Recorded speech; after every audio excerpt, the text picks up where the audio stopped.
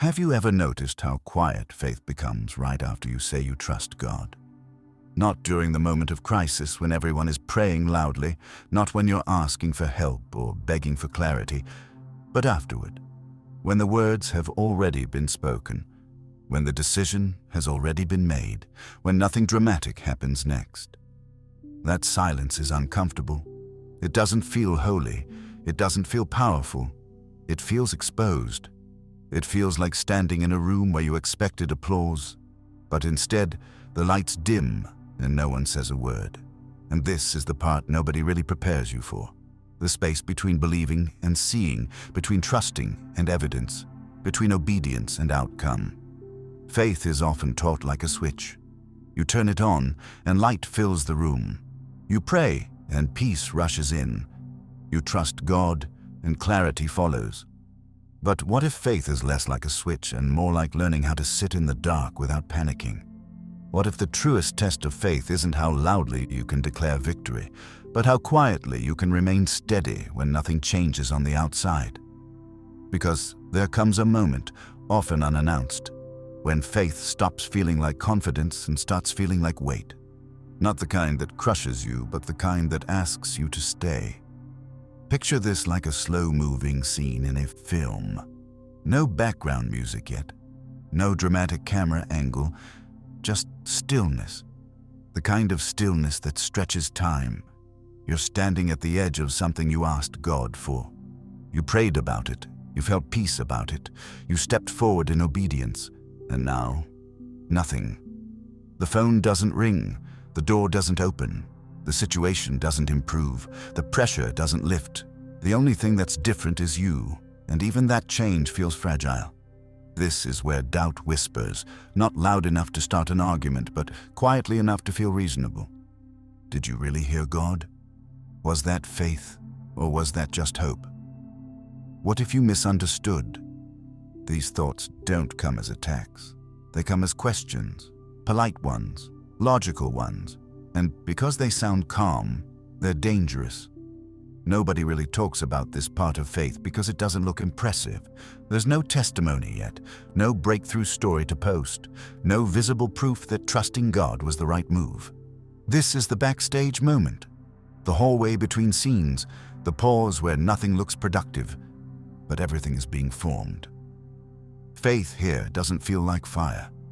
It feels like endurance. It feels like choosing not to run back to what's familiar just because what's ahead hasn't revealed itself yet. This is where Scripture doesn't arrive as a quote on a screen, but as a moment you step into. Imagine a man standing between promise and fulfillment, not at the beginning when hope was fresh, and not at the end when victory was clear, but right in the middle. He has already heard God. He has already obeyed. He has already walked far enough that turning back would mean admitting he was wrong. And now he's tired, not physically, spiritually. This is the moment where the verse doesn't shout. It breathes. It says, in essence, you are not abandoned here. Not because the situation looks good, but because God is still present in the waiting.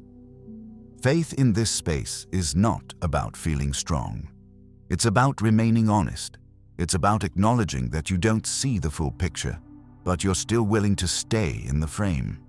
This is where inner strength is formed, not the kind that boasts, but the kind that stabilizes, the kind that doesn't need to announce itself, the kind that holds you together when external confirmation is absent. And often, this strength is born through a story you never planned to tell, a season you didn't ask for, a delay you didn't expect, a silence you didn't prepare for. Think about how this shows up in real life. You trusted God with a relationship, and now you're alone. You followed His direction in your career, and now things feel uncertain. You prayed for healing, and the symptoms are still there. You did the right thing, and it didn't reward you immediately. This is where faith feels misunderstood, not just by others, but by yourself. You start replaying the moment you said yes to God, wondering if you should have waited, prayed longer, asked for another sign, but faith was never meant to eliminate uncertainty. It was meant to anchor you inside it. The truth is, this quiet stretch is not punishment. It's preparation. Not preparation for something flashy, but for something lasting. Because faith that only exists when results are visible is fragile. But faith that learns how to breathe in uncertainty becomes unshakable. This is where God strengthens the parts of you that will need to carry the weight of what you asked for. Because answered prayers don't just change circumstances. They require capacity. And capacity is built in places like this. So if you find yourself here, between what you believed and what you see, know this. You are not behind. You are not failing. You are not forgotten. You are in the part of faith that refines rather than rewards. And it's uncomfortable precisely because it's doing deep work. This is where trust stops being a concept and becomes a posture, where belief moves from your mouth to your spine, where you learn how to stand without leaning on outcomes. And maybe the question isn't, when will God move? Maybe the quieter, harder question is, can you remain open while He's working in ways you can't yet recognize? Because something is forming here. Something steady, something honest, something strong enough to hold what's coming next. And as this moment stretches, as the silence lingers just a little longer than you expected, there's a gentle invitation hidden inside it. An invitation not to rush, not to retreat, but to stay present. Because what's ahead will require the kind of faith that's forged right here, in the stillness you almost walked away from. There is a subtle shift that happens if you stay long enough in that quiet place. At first, the silence feels empty. Then it starts to feel heavy. But if you don't rush to escape it, you begin to notice something else. Your reactions slow down. Your need for immediate answers weakens. You stop checking for signs every 5 minutes, not because you've stopped caring, but because something deeper is beginning to anchor you. This is the part of faith that feels like losing control, when in reality, you are being released from the need to control outcomes you are never meant to manage. At this stage, faith stops being about what you say and starts being about what you don't do. You don't force doors. You don't manipulate timelines. You don't lower your standards just to end the waiting. You don't abandon what you sensed God asking of you simply because it became uncomfortable. This restraint doesn't look spiritual from the outside. It looks passive. But internally, it's active work. It's the work of choosing alignment over urgency. This is where the story deepens, because every person who has ever walked with God long enough eventually encounters this inner tension. The tension between trusting God's timing and wanting relief now, between believing He is good and feeling exhausted by the process, between remembering His promises and confronting your present reality. And here's the part people rarely admit. Even strong believers wrestle here, not with rebellion, but with fatigue, not with unbelief, but with discouragement. Imagine again that man standing between promise and fulfillment. The journey has already cost him something. He's lost comfort. He's lost certainty. He's lost the approval of people who don't understand why he's still holding on. Every day he wakes up with the same unanswered questions. Every night he goes to sleep without closure. And yet something inside him refuses to collapse. Not because he's fearless, but because he has learned where to place his weight. Not on circumstances, not on timelines, but on the character of the one who spoke. This is where the verse becomes a lived experience rather than a memorized line. It's no longer about quoting scripture to feel strong. It's about letting scripture hold you when you feel weak. It's the moment when God is near doesn't mean things are improving, but that you are not facing this alone. Near doesn't always mean intervening immediately. Sometimes near means steady presence in prolonged uncertainty. And this is where inner strength takes a different shape. It's not loud. It doesn't announce itself. It doesn't argue with doubt. It outlasts it. Inner strength here looks like waking up and choosing hope again without emotional fireworks. It looks like doing the right thing even when it no longer feels rewarding. It looks like continuing to pray even when your prayers feel simple, even repetitive, even quiet. It looks like honesty before God, admitting that you're tired, that you don't understand, that you need help to keep going. What's happening beneath the surface is critical. Faith is being transferred from your emotions to your convictions. Emotions fluctuate, convictions hold. God is teaching you how to live from what you know, not just from what you feel. This is why this stage feels stripped down. He's not removing your faith, he's refining it. Removing the parts that depended on adrenaline, affirmation, or instant results, and strengthening the part that can endure long obedience in the same direction. Now bring this closer to your own life. Think about the area where you've been faithful but unseen, the place where you've been consistent but unrewarded, the prayer you keep praying without visible movement. This is where many people quietly give up, not outwardly, but inwardly. They keep the appearance of faith, but they stop expecting anything. They protect themselves from disappointment by lowering hope. But that's not what God is asking of you here. He's not asking you to pretend it doesn't hurt. He's asking you not to shut down. Because there is a difference between patience and resignation. Patience stays open.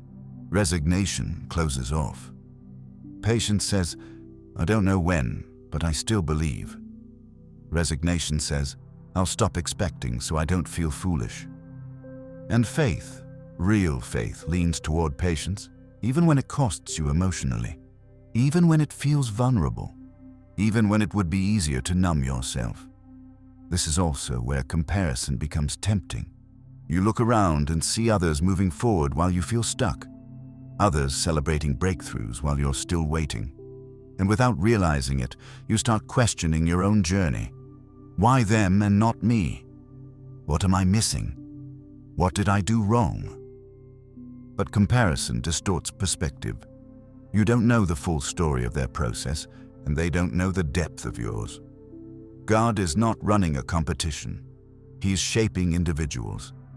The hidden truth is this: some of the strongest believers you admire were formed in seasons they rarely talk about. Seasons where nothing made sense. Seasons where obedience felt costly. Seasons where they learned how to trust God without applause, without reassurance, without immediate payoff. And those seasons didn't weaken them. They gave them depth. They gave them compassion. They gave them authority that doesn't come from success, but from survival. Right here, right now, faith is teaching you how to stay soft without breaking, how to remain hopeful without being naive, how to trust without needing control. This is the quiet courage nobody celebrates, but heaven recognizes. This is the kind of faith that doesn't burn out quickly because it isn't fueled by hype. It's sustained by relationship. And slowly, almost imperceptibly, something begins to turn. Not in your circumstances yet, but in you. Your prayers become less frantic and more grounded. Your thoughts become steadier. Your reactions soften. You start responding instead of reacting. You're not as easily shaken by delays or disappointments. This doesn't mean you've stopped caring. It means you've learned how to care without unraveling. This is not the end of the story. This is the deepening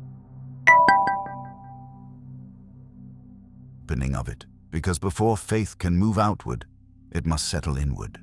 Before God shifts your environment, He strengthens your foundation, and before answers arrive, trust must be rooted deep enough to carry them. So if you feel like nothing is happening, look closer. Something is. Something quiet. Something strong. Something necessary. And the fact that you're still here, still listening, still open, means the story is far from over. There comes a point where faith asks something even more difficult. Not just that you wait, not just that you endure, but that you allow yourself to be seen by God without performing strength. This is the moment when you realize you can't sustain yourself on discipline alone. You've been consistent, you've been patient, you've done what you know to do, and yet there's a quiet ache forming, not because you doubt God, but because you are human. This is where faith stops being about proving loyalty and becomes about deep trust. At this stage, many people try to regain control by becoming overly spiritual. More declarations, more structure, more effort. But the invitation here is different. It's gentler, and because of that, it's harder to accept. God is not asking you to do more. He's asking you to stay honest, to stop pretending that waiting hasn't affected you, to stop carrying your fatigue like a secret, to let Him meet you not at your strongest point, but at your most real one. This is where the story shifts again. The man who has been standing between promise and fulfillment reaches a breaking point, not a dramatic collapse, but an internal surrender. He realizes he cannot force what was never meant to be rushed. He cannot carry the future on his own shoulders.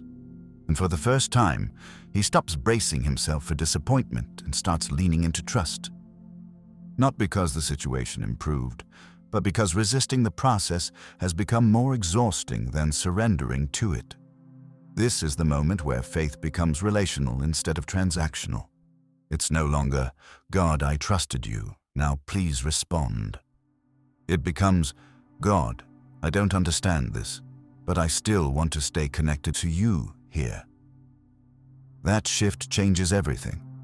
Because when faith is transactional, waiting feels like punishment. But when faith is relational, waiting becomes shared space. You're not alone in it anymore. This is also where many people misunderstand prayer. They think prayer is the tool that forces change, but here, prayer becomes the place where you're allowed to rest without answers, where you speak honestly without editing yourself, where silence is not awkward but sacred. Sometimes the most powerful prayer in this season isn't a declaration, it's a confession. God, I'm tired. God, I need you to hold me steady. God, I don't know how to keep hoping without you helping me. And something shifts when you pray like that, not necessarily around you, but within you. The pressure to maintain appearances fades. The fear of disappointing God dissolves. You realize He already knows where you are. You're not informing Him, you're inviting Him closer. And in that closeness, faith deepens in ways success never could. Now this is where the turning point begins. Not sudden, not loud, but unmistakable. Faith moves from being something you carry to something that carries you. You stop waking up bracing for disappointment and start waking up grounded in presence. You still desire change, but it no longer defines your stability. Your joy becomes quieter, steadier. Your hope becomes less reactive and more anchored. This is where prayer and declaration finally find their true power, not as tools to escape waiting, but as anchors within it. You don't pray to rush God, you pray to align with Him. You don't declare victory to convince yourself. You declare truth to remind your soul who is holding the story. And when you speak from this place, your words are different.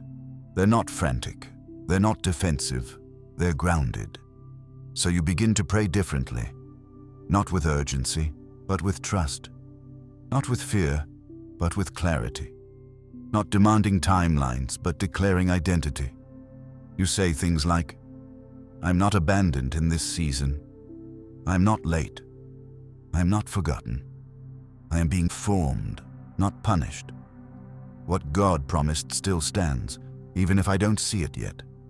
These declarations don't change circumstances instantly, but they change posture. And posture determines endurance. When your posture shifts, you stop fighting the season and start moving through it with grace. And here's what's important to understand. This moment is not just preparation for what you're waiting for. It's preparation for who you are becoming. Because whatever is on the other side of this waiting will require a version of you that is steady, grounded, and secure. Not easily shaken, not dependent on constant affirmation, not fragile under pressure. God is not delaying you to frustrate you. He is strengthening you to sustain what's coming, and this strengthening happens quietly, internally, often without witnesses, which is why it feels lonely. But it's not empty. You may not feel powerful right now. You may not feel victorious. You may not even feel hopeful some days. But if you're still showing up, still staying open, still choosing not to harden your heart, something holy is happening. Something lasting is being built. And this is where the promise begins to form, not as an outcome yet, but as assurance. That this season is not wasted. That your faith is not fragile. That what you are becoming will matter just as much as what you receive. The question now isn't whether God will move. The deeper question is whether you can sense that He already is, just not in the way you expected. And if you can stay here a little longer, not resisting, not rushing, not retreating, there is a next moment coming.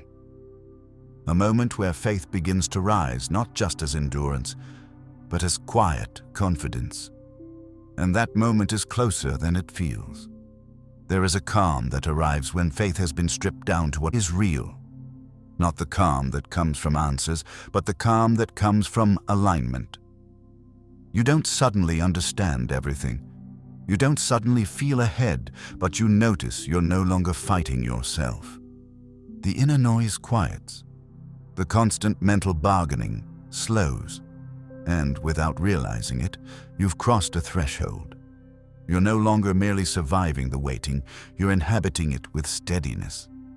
This is the place where faith matures into confidence without arrogance. You're no longer proving anything to God or to people. You're simply walking. There's a groundedness now, a sense that even if circumstances remain unchanged for a while, you are not undone by them. This is not numbness, it's clarity. You can feel disappointment without spiraling. You can desire change without desperation. You can hope without clinging. And this is where something subtle but powerful happens. Your faith stops being reactive. You're no longer responding to every delay as a threat or every silence as a rejection. You've learned how to interpret quiet differently. Silence no longer means absence. Waiting no longer means denial. Delay no longer feels like punishment. Faith has trained your perception. This is where the story reaches a deeper layer. The man who once stood between promise and fulfillment is still there. But he's different now. He's not scanning the horizon with anxiety anymore. He's not replaying past conversations with God, trying to decode hidden meanings. He's learned how to live present without forfeiting expectation. He's no longer defined by what hasn't happened yet. His identity is settled. And that settlement changes everything. This is where prayer becomes less about asking and more about agreement. Agreement with truth. Agreement with God's character. Agreement with a version of yourself that is emerging. Prayer here is steady, not emotional. It's not driven by fear of loss, but by trust in process. And when declarations come from this place, they carry weight, not because they're loud, but because they're rooted. So you begin to speak again, but differently. Not to convince God, not to quiet panic, but to align your inner world with what you know to be true. You declare, I trust the timing even when I don't understand it. I refuse to interpret delay as denial. I am not defined by this season. I will not rush what God is forming. I am becoming strong enough to carry what I asked for. These words don't rush the story forward, but they stabilize the ground beneath your feet. And stability is powerful. Stability keeps you present. Stability keeps you open. Stability keeps you ready. Because here's the part nobody tells you. When the answer finally comes, when the door opens, when the shift happens, it rarely arrives with warning. It doesn't announce itself days in advance. It doesn't always come with dramatic build-up. Often it meets you in an ordinary moment. And if you're frantic, if you're rigid, if you're emotionally exhausted, you might miss the gentleness of how God moves. But faith like this, quiet, steady, anchored, recognizes movement without needing spectacle. It discerns change without panic. It receives without scrambling.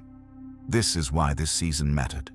Not to delay you, but to prepare you to receive without losing yourself. And even if the breakthrough isn't immediate, even if you're still standing in the middle, there is something deeply important to understand now. You are no longer the same person who entered this season. You have depth, you have discernment, you have endurance. You have learned how to trust without constant reassurance, and that kind of faith cannot be shaken easily. So if today still looks ordinary, if tomorrow still feels unanswered, if the promise still feels just out of reach, ask yourself this, not with pressure, but with gentleness. Can you sense how grounded you've become? Can you feel how your reactions have changed? Can you notice how your faith no longer collapses under uncertainty? Because this part, the part nobody talks about, is where faith becomes something you can live inside, not just believe in. And maybe the most important question isn't when things will change. Maybe it's this. When they do, will you recognize that the strength you needed was already built along the way?